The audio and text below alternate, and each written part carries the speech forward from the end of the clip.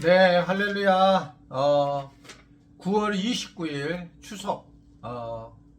정확하게 추석입니다. 지금 어디 계세요? 네, 추석 잘 보내시고, 말씀 수다 듣는 분들은 오늘 정말 멋진 분들입니다. 엘리사와 같은 분들입니다. 또 마리아와 같은 분입니다. 예수님의 마음을 가진 분들입니다. 말씀을 듣으려고 하는 참으로 귀한 분들입니다. 축복합니다. 네, 오늘 주시는 말씀, 아까 마리가 말씀은 열왕기상 17장 1절부터 16절의 말씀인데요. 말씀을 보시겠습니다. 열왕기상 17장. 길르앗에 우거하는 자 중에 기셉 사람 엘리야가 아합에게 말하되 내가 섬기는 이스라엘의 하나님 여호와께서 살아계심을 두고 맹세하노니 내 말이 없으면 수년 동안 비도 이슬도 있지 아니하리라 하니라. 여호와의 말씀이 엘리야에게 임하여 이르시되 너는 여기서 떠나 동쪽으로 가서 요단 앞 그리 시냇가에 숨고 그 시냇물을 마시라. 내가 까마귀들에게 명령하여 거기서 너를 먹이게 하리라. 그가 여호와의 말씀과 같이 하여 곧 가서 요단 앞 그리 시냇가에 머물매 까마귀들이 아침에도 떡과 고기를 저녁에도 떡과 고기를 가져왔고 그가 시냇물을 마셨으나 땅에 비가 내리지 아니하므로 얼마 후에 그 시내가 마르니라. 여호와의 말씀이 엘리야에게 임하여 이르시되 너는 일어나 시돈에 속한 사르밧으로 가서 거기 머물라. 내가 그곳 과부에게 명령하여 내게 음식을 주게 하였느니라. 그가 일어나 사르밧으로 가서 성문에 이를 때에 한 과부가 그곳에서 나뭇가지를 줍는지라. 이에 불러 이르되 청하건대 그릇에 물을 조금 가져다가 내가 마시게 하라. 그가 가지러 갈 때에 엘리야가 그를 불러 이르되 청하건대 내 손에 떡 한 조각을 내게로 가져오라. 그가 이르되 당신의 하나님 여호와께서 살아계심을 두고 맹세하노니 나는 떡이 없고 다만 통에 가루 한 움큼과 병에 기름 조금뿐이라. 내가 나뭇가지 둘을 주워다가 나와 내 아들을 위하여 음식을 만들어 먹고 그 후에는 죽으리라. 엘리야가 그에게 이르되 두려워하지 말고 가서 내 말대로 하려니와 먼저 그것으로 나를 위하여 작은 떡 한 개를 만들어 내게로 가져오고 그 후에 너와 내 아들을 위하여 만들라. 이스라엘의 하나님 여호와의 말씀이 나 여호와가 비를 지면에 내리는 날까지 그 통에 가루가 떨어지지 아니하고 그 병에 기름이 없어지지 아니하리라 하셨느니라. 그가 가서 엘리야의 말대로 하였더니 그와 엘리야와 그의 식구가 여러 날 먹었으나 여호와께서 엘리야를 통하여 하신 말씀같이 통에 가루가 떨어지지 아니하고 병에 기름이 없어지지 아니하니라. 오늘은 이제 마침내 엘리야가 등장을 합니다. 비가 오지 않죠. 이슬도 내리지 않습니다. 그리고 그는 이 하나님의 말씀을 따라서 그리 시냇가에 숨게 되었는데 그 시냇가에서 물도 마시고 또 까마귀가 떡도 고기도 가지고 와서 배를 채우게 됩니다. 그러나 시간이 지나면서 이 그리 시냇가도 물이 마르게 됩니다.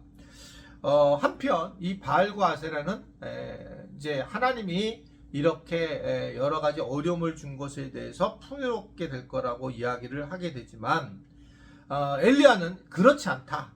그러면서 이제 하나님은 비를 주관하시고 또 먹을 것을 공급해 주시는 분이시다 라고 그렇게 담대하게 이 부분에서 부딪히게 됩니다.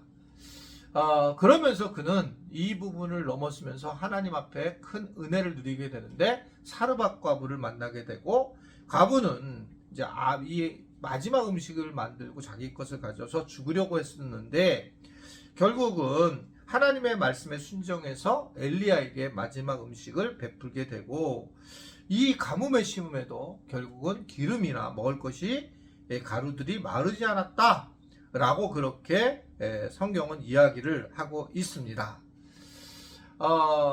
어떻게 보면 이것은 상징적인 의미인데 이스라엘 백성들이 같이 그곳에 있지만 바알과 아세라가 한 말을 믿는 사람들은 오히려 굉장히 고통에 정하게 되고 이것을 대적하고 싸우는 이제 이 엘리야는 결국은 하나님의 사람이 사르밧 과부를 통해서 풍족하게 체험을 받고 또 사르밧 과부도 그 하나님의 종을 대접한 것 때문에 가루와 기름이 마르는 그 시기에 마르지 않았다라고 하는 것을 이야기하는 것입니다. 저는 세상에 보면 영적인 세계가 분명히 그런데 부익분, 빈익빈 이렇게 생각을 하고 있어요. 영적으로 풍요로운 사람은 더 풍요로워지고 가난한 사람은 더 가난해지는 것을 느끼게 됩니다. 목회에서도 그런 걸 굉장히 많이 느꼈거든요. 개인적으로 정말 그 본질적인 앞에 섰던 목회자들이 하나님이 부흥을 허락하여 주시면 더 본질 앞에 서지만, 그런데 막 얄팍하게 목회를 했던 분들은 세상에서 또 그러한 물질적인 것들을 가지고 고민만 했던 사람은 물질적인 고민에 또 빠지는 그런 모습을 보게 됩니다. 여러분 그렇지 않아요? 이상하잖아요. 세상에서 이 돈을 쓰는 사람은 계속 돈을 써요. 근데 세상에서 맨날 얻어먹는 사람은 얻어먹습니다. 이게 정말 신비하죠. 지금 오늘도 아마 이 가족들을 만나면 그런 분들이 계실 텐데, 아우 저 사람은 한 번도 돈을 안 써. 이런 분들은 돈을 안 쓰는데 부자도 되지 않아요. 근데 돈을 쓰는 분은 늘 돈을 써요. 더 풍요로움을 채워주는 겁니다. 점점 비면 빌수록 채워주시는 그런 모습들을 보는 거죠. 하나님의 원칙이라고 생각해요. 하나님은 뭔가를 갖다가 주라, 후히 줘라, 내가 넘쳐주겠다 라고 그렇게 예수님을 통해서 말씀을 하시잖아요. 저도 제가 이걸 너무 자랑스럽게 얘기하는데, 저는 뭐 개척 때, 건축 때 돈이 없었죠. 그런데도 그때도 계속 뭔가 다른 사람에게 베풀 수 있는 역할을 했어요. 베풀었어요. 그냥 제가 못 견디게 되고. 지금도 제가 이렇게 선교사님들한테 가서 만나고 오면, 내가 조금만 대접을 받으면 와가지고 선교사님들을 꼭 한국에 왔을 때 무엇인가 꼭 대접을 해야 되는, 그러면서 꼭 대접을 하게 되고, 그런 모습이 이제 제가 가지고 있는 모습이고, 또 그것이 행복한 그런 마음을 가지고 있어요. 힘들고 어려울 때도 뭔가를 대접하고자 하는 그런 마음을 하나님이 주셨다는 거죠. 그런데 계속 채워지는 그런 은혜를 누리게 되었습니다. 이것이 우리가 하나님을 믿는 사람들의 모습이라고 보여져요. 오늘도 우리가 여러 많은 일이 있을 거예요. 대접을 받을 자리도 있을 거고, 또는 내가 대접을 해야 될 자리가 있을 때에 꼭 대접을 해주셨으면 좋겠어요. 우리 교인들은 제가 잘 얘기하잖아요. 그냥 고스톱을 치면 잃어주시고, 또는 내가 어디 갔을 때 뭐 노래방 갔을 때 내가 돈 몇만 원 더 내는 걸로 거기에 영향력 있는 삶을 살게 하시고, 뭐 그런 거죠. 뭐 또 같이 뭐 밥은 똑같이 돈을 낼 기도도 있겠지만, 이런 부분에서 자잘한 부분에서는 조금 사용을 더하면서 정말 다른 모습을 내는 것이 우리가 엘리사와 사르밧 과부의 어떤 모습과 별 차이가 없다, 이렇게 볼 수가 있습니다. 대접을 하는 사람들이 더 많이 남는다.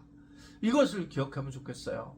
우리 교회에서도 목회자들에게 대접을 하시는 분들이 계시는데 정말 다시 한번 이 자리에서 감사를 드려요. 근데 그럴 때마다 참 감사한 마음이 있고 기쁜 마음이 있습니다. 뭐 교회의 돈으로 먹을 수도 있겠고 어떤 상황도 있겠지만, 그것보다 교인들이 대접해주는 그러한 어떤 그 목회자들에게 했을 때에 정말 기쁨이 커요. 어떤 분들은 직접 집에서 남편이 대접해주는 분도 계시고, 또 때로는 뭐 이게 저 어느 정도의 돈을 주셔서 우리로 하여금 나가서 먹게 하게 하셔서 우리가 그것으로 티셔츠를 산 적도 있었고, 어떻든 간에 뭔가 늘상 대접하려고 하는 모습들로 해주시는 분들이 계십니다. 감사하다고요, 그런 분들한테. 그러니까 저뿐만 아니라 목회자들이 참 감사하는 모습을 보면서 이 대접이라는 게 참 귀하고, 또 목회자들도 사실 맨날 얻어먹는 게 아니라 대접하는 삶을 살아가면 좋지 않을까라는 생각을 늘 하게 됩니다. 오늘은 정말 좀 짧게 하고 싶고요. 오늘 잘 대접해서 사르밧처럼 기름이 기름이 떨어지지 않고 가루가 떨어지지 않는, 오히려 풍요로운 그러한 추석이 되고, 또 그러한 은혜를 누리시기를 주님의 이름으로 부탁을 드립니다. 기도하겠습니다. 하나님 아버지, 이번 추석 때 많은 관계 잘하게 하시고, 또 재정적으로 여러 상황적으로 베푸는 자가 되어서 오히려 사르밧 과부처럼 큰 복을 누릴 수 있는 우리 모든 지체들이 되도록 도와 주옵소서. 예수님의 이름으로 기도드리옵나이다. 아멘.